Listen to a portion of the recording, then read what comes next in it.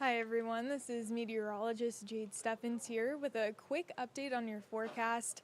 For today, I'm tracking incredibly strong winds and temperatures actually starting to fall as we head into the afternoon. So, some colder air pushing in today. Beyond that, tracking a dry Thanksgiving with a lot of snow chances moving in for the weekend. So, let me pull up the headlines. We'll get started with that forecast for today.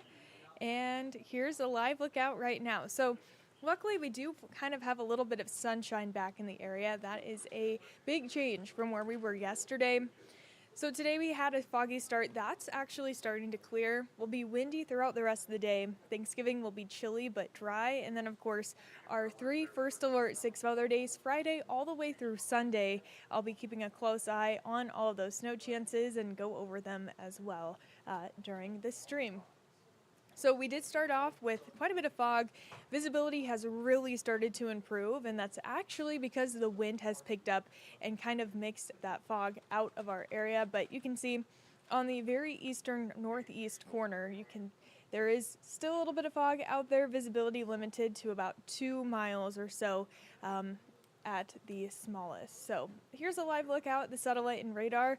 We do have a few clouds passing through, but right now we do have plenty of sunshine out there. So that's helped our temperatures a little bit, but I do think we're actually going to start to cool down here as we move throughout the rest of the day. Winds are coming in from the northwest, and we have a feels like temperature of 36 degrees. So although we're in the mid 40s, it feels like the mid 30s, and you can see winds are already really strong. Winds gusting up to 40 miles per hour right now. We have 36 mile per hour gusts in the metro. That's the strongest wind gust recorded so far this hour. Wahoo, Lincoln, all in the mid 30s there. Norfolk up to 40 mile per hour gusts.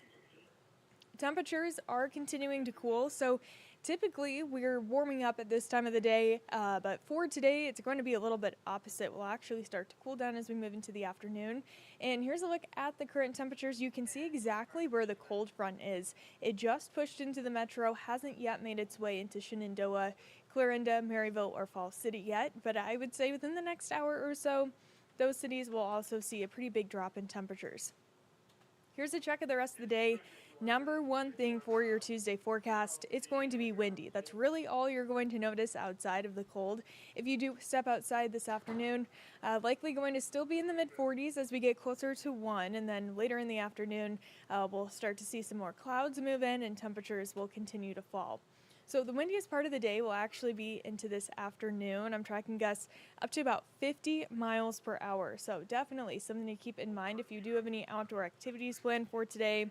Plan for the wind, and that's going to drop our feels like temperature as well. It'll be feeling like the low 40s through about noon. And then later on this evening, it'll feel like the 30s and eventually into the 20s by about 10 o'clock or so tonight. For tomorrow, luckily, we won't have as much wind, but it'll still be pretty breezy. We'll have sunny skies, and that'll help our temperatures make it into the upper 30s. So pretty cool for the day for your Wednesday. And Thanksgiving is actually looking pretty similar, too. I think we'll be right around 40 degrees for the holiday. The good news is we'll be staying dry, and travel impacts leading up to Thanksgiving look pretty minimal. So likely you won't have to worry about any travel impacts as you're heading to your Thanksgiving destination. But on your way home, that's when we may run into some snow chances. So here's what we know for Thanksgiving so far. Colder air is moving in.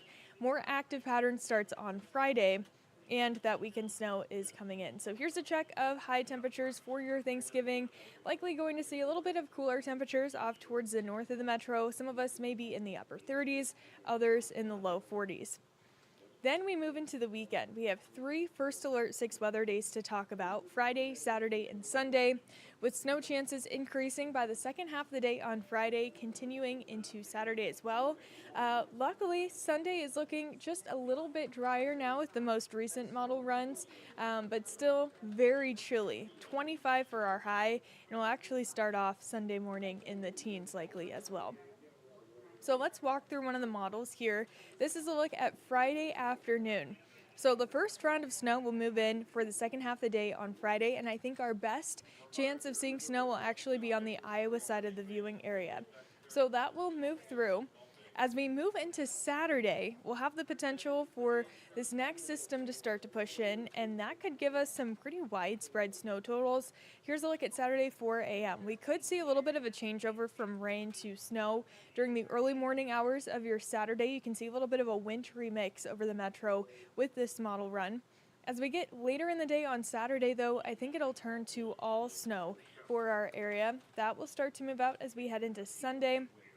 As it looks right now, Sunday is trending a little bit drier, so that is some good news. Then Monday, we could see a little bit of a system move through that is trending more to the south of our viewing area, and will be staying dry likely for the rest of next week.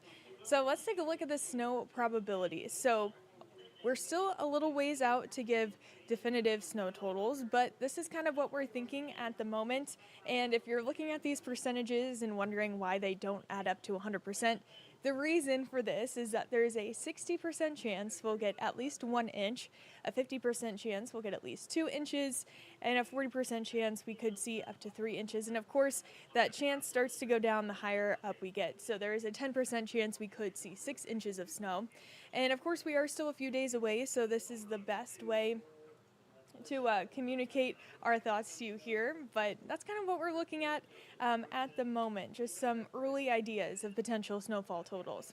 Here's a look at one of the models. I do think the heaviest snow totals will likely fall on the Iowa side of our viewing area, but we'll be keeping a very close eye as we get closer, as of course this is a very busy travel weekend, so a lot of people likely on the roads that could be impacted by the snow.